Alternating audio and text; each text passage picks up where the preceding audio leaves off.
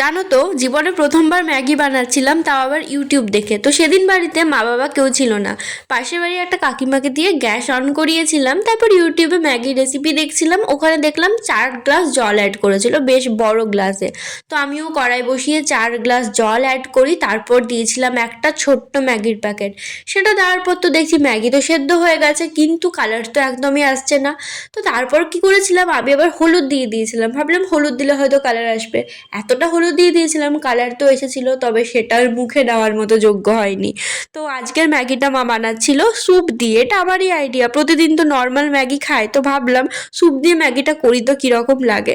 তো প্রথমে না আমার কিরম কিরম লাগছিল, আদৌ এটা খেতে ভালো লাগবে তো? তবে সত্যি বলছি এত সুন্দর হয়েছিল, আমি কোনোদিন এত ভালো ম্যাগি খাইনি। আগের ভিডিওতে সঠিক অ্যান্সার দিয়েছিল অঙ্কিতাদি, ভূমিকা আর পরিণীতা। তো আজকের কোয়েশ্চেন হচ্ছে, বলো তো ম্যাগি বানানে কটা জি আছে?